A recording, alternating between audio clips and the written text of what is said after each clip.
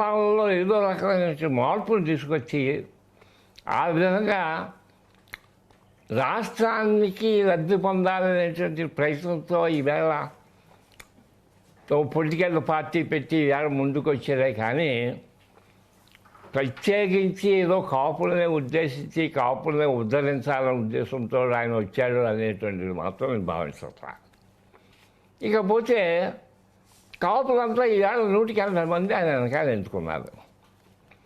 కాపులందరికీ తీరని కోరిక ఏంటంటే సంవత్సరాలు తరబడి మేము రెడ్డికి కమ్మరికి వాళ్ళకి ఊడికం చేస్తుంటే సరిపోతుంది, మమ్మల్ని ఉపయోగించుకుని వాడు రాజకీయ లబ్ధి పొందుతూ ఉన్నారు, మాకు చేసేదేం కనపడలేదు, కనీసం బీసీలో చేర్చమంటే కూడా చేర్చట్లేదు, రిజర్వేషన్స్ కల్పించమంటే కూడా రిజర్వేషన్స్ కల్పించలేదు, ఆ విధంగా అనేక రకాలుగా నష్టపోతున్నాం.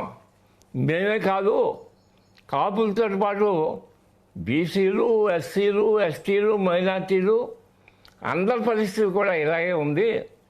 కాబట్టి ఏది ఏమైనా సరే ఈ 2 కులాల యొక్క ప్రాతినిధ్యం తగ్గించాలి, ఏ రకంగానే సరే రాజ్యాధికారాన్ని సంపాదించాలి, మార్పు తీసుకురావాలి పరిపాలనలో అనేటువంటి ముఖ్యమైనటువంటి ధ్యేయంతో ఈవేళ కాపులంతా ముందుకెళ్తున్నారు. కాపుల యొక్క జయం అది. ఏ కాపులను ముఖ్యమంత్రి చేసే ఉద్దేశం కాదు. ఈవేళ బడుగు బలహీన వర్గాల్లో కాపుల్లో ఆయన ముందుకు వచ్చాడు కాబట్టి, పవన్ కళ్యాణ్ ముందుకు వచ్చాడు కాబట్టి, రాజ్యాధికారం దక్కించుకోవడానికి ముందుకు వచ్చాడు కాబట్టి ఆయన వెనకాల నడిచి ఆయనకు సపోర్ట్ చేసి ఏమన్నా ఈ పరిపాలనలో మార్పు తీసుకురావాలనే ఉద్దేశంతో ఈవేళ కాపులు ఆయన వెనకాల ఉన్నారు. కానీ అలాగే పవన్ కళ్యాణ్ గారు కూడా కాపులతోటే రాజ్యాధికారం చేయాలనే ఉద్దేశంతో ఈవేళ రాలా. కాపులు ఒక్కడూ సపోర్ట్ చేస్తే ఆయన నెగ్గడో. అన్ని కులాలు కావాలి, బీసీలు కావాలి, ఎస్సీలు కావాలి, ఎస్టీలు కావాలి, అన్ని కులాలు కావాలని. కాబట్టి కులాల ఐక్యత అనేటువంటి నినాదంతో ఈవేళ ముందుకు వచ్చి ఈవేళ నడుస్తున్నాడు. ఎన్నికలలో విజయం సంపాదించడానికి ముందుకు నడుస్తున్నాడు. దానికి అనేక వ్యూహాలు పొందుతూ ముందుకు వెళ్తూ ఉన్నాడు.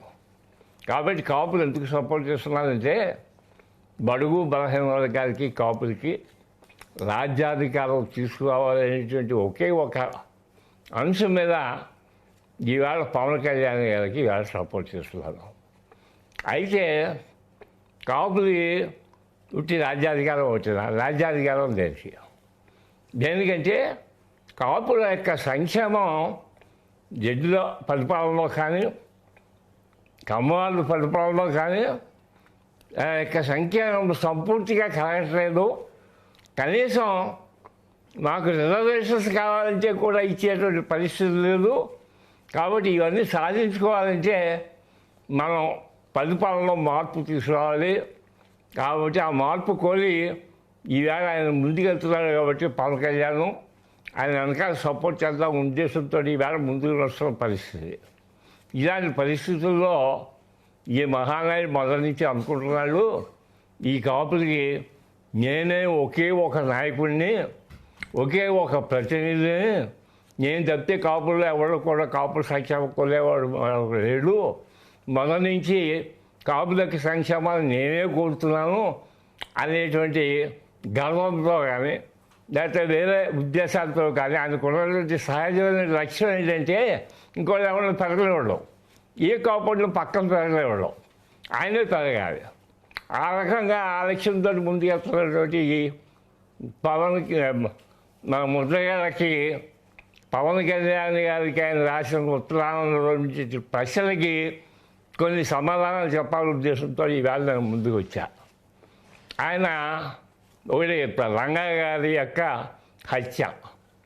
రంగా గారి యొక్క హత్య జరిగిన తర్వాత కాపు సామాజిక వర్గం అంటే బడుగు బలహీన వర్గాలు అందరితో కలిసి ఒక్కసారి పెళ్ళుబికి రాష్ట్రం అంతా కూడా వ్యతిరేకమైనటువంటి, అంటే ఆ రోజు తెలుగుదేశానికి కానీ మరో దానికి కానీ వ్యతిరేకంగా పెద్ద ఆందోళన చేసింది అన్న సంగతి మీ అందరికీ కూడా తెలుసు. అలాంటి పరిస్థితుల్లో వాళ్ళందరూ కూడా అరెస్ట్ చేశారు, వాళ్ళ మీద క్రిమినల్ కేసులు పెట్టారు. ఆ రోజున ఎవరు స్పందించారు ఆ కేసుల మీద కానీ లేకపోతే అరెస్టుల మీద కానీ ఎవరు స్పందించారు అంటే మురళి గారు చేసింది నాకేం కలవాల. ఆ రోజున ఆ కేసులు పెట్టిన దాని మీద వాళ్ళందరినీ ఆ కేసులు ఎత్తివేయాలనేటువంటి డిమాండ్తో నేను శ్రీనివాసరెడ్డి గారు, రామరెడ్డి శ్రీనివాసరెడ్డి గారు, మేమిద్దరం కూడా ఆ డిమాండ్తో 18 రోజులు నిరాహార దీక్ష చేసాం. ఆ రోజున 18 రోజులు నిరాహార దీక్ష చేసినా సరే ఎన్టీ రామారావు దాన్ని స్పందించలేదు. అయినా సరే మా కాంగ్రెస్ పెద్దలు వచ్చి వాళ్ళు చెప్పినంత నేను నిర్వహించడం జరిగింది. సరే, ఇలాంటి పరిస్థితుల్లో నేను ఒకటి అడుగుతున్నా, మరి మేము నిరాహార దీక్ష చేసి అరెస్టులని విత్డ్రా చేసి కేసులు అన్నామే కానీ మరి ఆ రోజు ఈ మహానుభావుడు ఏమైపోయాడు అని అడుగుతున్నా. ఈ పద్మనాభం గారు ఆయన కూడా నిరాహార దీక్ష చేసో నలుగురంగా చేసో ఒత్తిడి తీసుకురావచ్చు కదా. ఆయన చేసిన ఒత్తిడి ఏమిటి అని అడుగుతున్నా. చేసింది ఏం లేదు. ఆయన ఏదో పెద్ద గొప్పలు చెప్పుకుంటున్నాడు, ఆయన ఏదో చేశాను. ఇకపోతే ఇంకోటి చెప్తున్నా, విజయభాస్కర్ రెడ్డి గారు ముఖ్యమంత్రిగా ఉన్న రోజుల్లో ఈయన ఏదో దీక్షలు చేసిన మాట వాస్తవమే. ఏమని కాపులకి రిజర్వేషన్స్ కావాలని. ఆ సందర్భంలో కిరణంపూడిలో ఆయన ఇంట్లో తాళాలు వేసుకుని కూర్చుని ఈ రిజర్వేషన్స్ ఇష్యూ తేల్చాల్సిందే, లేకపోతే నేను వస్తాను, ఇంట్లో పేర్చుకుని వస్తాను అని చెప్పి పెద్ద హడావుడి చేశారు. ఆ సందర్భంలో భాస్కర్ రెడ్డి గారు చెప్పగా నేను ఆ భాస్కర్ రెడ్డి గారి క్యాబినెట్లో ఉన్న ఆ రోజుల్లో నేను వంకా సత్యం గారు, రోషయ్య గారు ముగ్గురు కూడా కిరణంపూడి వెళ్ళి దీన్ని ఏదో రకంగా ఒప్పించి జీవో నెంబర్ 30 ఇప్పించాం. జీవో నెంబర్ 30లో కాపులకి సంక్షేమానికి బీసీలో చేర్చడానికి రిజర్వేషన్స్ కల్పించడానికి ఆయన దాంట్లో 30లో ఆయన ఉత్తర్వులు ఇవ్వడం జరిగింది. ప్రభుత్వం తరఫున ఉత్తర్వులు భాస్కర్ రెడ్డి గారు ఇచ్చారు. ఆ ఉత్తర్వుల తర్వాత ఆ జీవోని హైకోర్టులో ఎవరో ఉత్తర్వుల మీదేమో ఈ చలవ అని చెప్పేసి కేసులు వేయటం, ఆ హైకోర్టు ఏమో ఏ కమిషన్ యొక్క రిపోర్ట్ లేకుండా ఆ ఉత్తర్వులు ఇచ్చారు కాబట్టి ఏదైనా కమిషన్ యొక్క రిపోర్ట్ తీసుకునే దాన్ని ఉత్తర్వులు ఇస్తే బాగుంటుంది చెప్పేసి హైకోర్టు చెప్పడం, అది మళ్ళీ అలాగే కొన్నాళ్ళు ఆ జీవోని ఇంప్లిమెంట్ చేయకుండా ఆగిపోవడం జరిగింది. ఇది ఎందుకు చెప్తున్నానంటే ఇచ్చారు ఓకే, ఆ రోజున ఇది తీసుకురావడం వరకు పద్మనాభం గారు చేసింది ఈవేళకి కూడా నేను ఆయన వల్లే ఆ ఉత్తరం 30 నెంబర్ ఉత్తరం జీవో నెంబర్ 30 వచ్చింది అనేటువంటిది చెప్పడానికి ఏమాత్రం కూడా సందేహం లేదు. అయితే ఏమిటంటే రాజశేఖర రెడ్డి గారు ముఖ్యమంత్రి అయిన తర్వాత ఆయన ముఖ్యమంత్రి అయ్యే ముందు ఆయన మేనిఫెస్టోలో కాంగ్రెస్ మేనిఫెస్టోలో ఏం పెట్టించారంటే కాపులకి మేము బీసీలో చేర్చి రిజర్వేషన్స్ కల్పిస్తామని మేనిఫెస్టోలో పెట్టాడు. ఆయన చేసింది ఏంటి? ఆయన చేసింది ఈ జీవో నెంబర్ 30ని రివైజ్ చేసి దాంట్లో మరి కొంతమందిని ముస్లింస్ని మరి కొంత బీసీని చేర్చి కాపులకి దాంట్లో స్థానం లేకుండా మళ్ళీ ఆ జీవో ఇచ్చాడు. నేను ఈ సందర్భంలో పద్మనాభం గారిని ఒకటే ప్రశ్నిస్తున్నా, మరి రాజశేఖర రెడ్డి గారు నా గురువు, రాజశేఖర రెడ్డి గారికి నేను పెద్ద శిష్యుడిని, ఆ కుటుంబానికే శిష్యుడిని, ఆ కుటుంబమే ఇవాళ జగన్మోహన్ రెడ్డి గారి గురువు, రాజశేఖర రెడ్డి గారి గురువు అని ఈవేళ చెప్పుకుంటున్న పద్మనాభం గారు ఆ జీవో నెంబర్ 30 రాజశేఖర రెడ్డి గారు ఇచ్చిన జీవోలో కాపులకు స్థానం లేకుండా చేసిన సందర్భంలో నువ్వేం పోరాడావు? రాజశేఖర రెడ్డి గారితో నువ్వేం పోరాడి మరి కాపులు చేర్చడానికి ఏం ప్రయత్నం చేసావు? ఏం చేయలేదే? అది అడగాల్సి వస్తుంది. ఈ ప్రశ్న ఆయనకి సమాధానం చెప్పాల్సిన ప్రశ్న ఉంది. తర్వాత చాలా సంవత్సరాలు ఈ రిజర్వేషన్స్ విషయం మర్చిపోయాడు, బీసీలో చేర్చడం మర్చిపోయాడు, ఇదంతా అయిపోయిన తర్వాత కొన్ని సంవత్సరాలు అయిపోయిన తర్వాత తెలుగుదేశం చంద్రబాబు నాయుడు గారు ముఖ్యమంత్రి అయిన తర్వాత మళ్ళీ చంద్రబాబు నాయుడు గారు ముఖ్యమంత్రి అయిన తర్వాత తొలిలో తీసుకున్నటువంటి దీక్ష కార్యక్రమం కాపుల గురించి మాత్రమే తీసుకున్నారని నేను అనుకోవట్లేదు. అది తెలుగుదేశం అధినేత చంద్రబాబు నాయుడు మీద వ్యతిరేకత చూపించడం కోసం, కాపులు ఏం చేయలేదనేటువంటి ఆయన మీద జపం పెట్టడం కోసం ఆ రోజున జగన్మోహన్ రెడ్డి గారి యొక్క ప్రోద్బలంతో ఆ దీక్ష చేయించాడే కానీ నిజంగా దాంట్లో ఆయన చిత్తశుద్ధి మాత్రం వెళ్ళలేదు. ఆయనకి నిజంగా చిత్తశుద్ధి ఉండుంటే ఆ రిజర్వేషన్ ఇష్యూలో మరి ఎలక్షన్స్లో జగన్మోహన్ రెడ్డి గారు కాపులకి రిజర్వేషన్స్ ఇవ్వడం అనేది రాష్ట్ర పరిధిలో లేదు, ఇది కేంద్ర పరిధిలో ఉంది కాబట్టి నేనేం చేయలేదని చెప్పేసి ఆయన ఇచ్చిన స్టేట్మెంటు తర్వాత రాజశేఖర్ జగన్మోహన్ రెడ్డి గారు ముఖ్యమంత్రి అయిన తర్వాత రిజర్వేషన్సే లేకుండా చేశాడు. ఈవేళ పరిస్థితి ఏంటంటే కాపులకి రిజర్వేషన్స్ లేవు ఈ ప్రభుత్వం వచ్చేది 4 సంవత్సరాల్లో. దాని మీద ఈవేళ మేము పోరాటం చేస్తున్నాం. మన కోర్టుకి వెళ్ళాం. ఈవేళ కోర్టు పరిధిలో ఉంది, అది విచారణలో ఉంది. మరి ఈయన ఏం చేశాడు ఆ నుంచి అంటే జగన్మోహన్ రెడ్డి గారు ప్రభుత్వం ఏర్పాటు చేసిన దగ్గర నుంచి ఈ కాపులకి రిజర్వేషన్స్ కల్పించడానికి ఈయనకి చేసింది ఏమైనా ఉందంటే అది 0.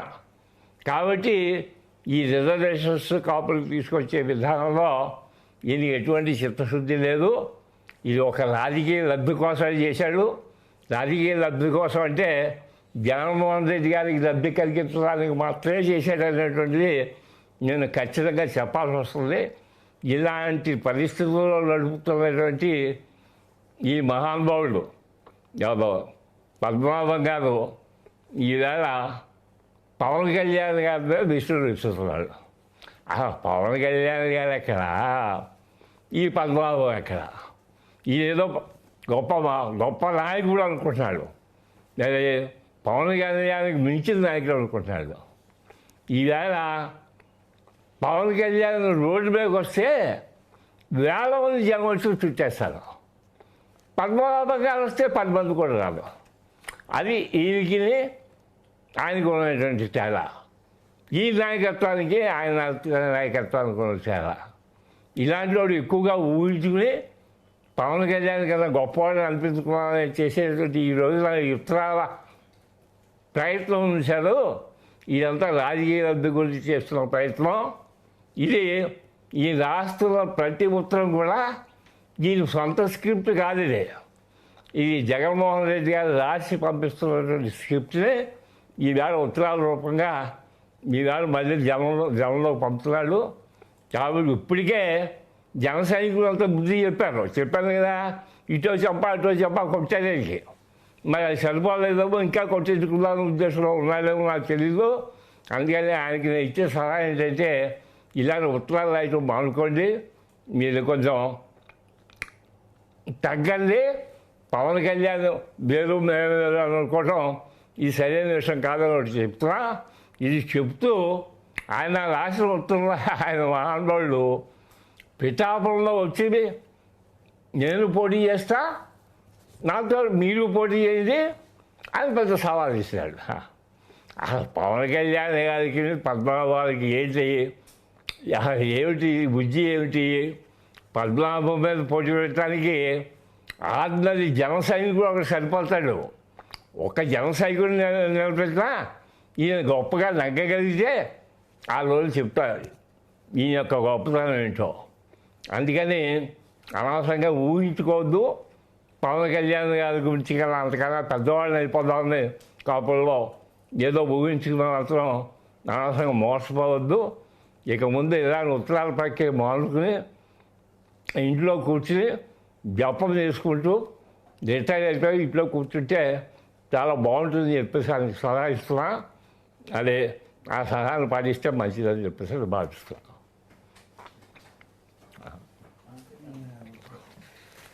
అదే నేను చెప్పేసాను. ఏమో అది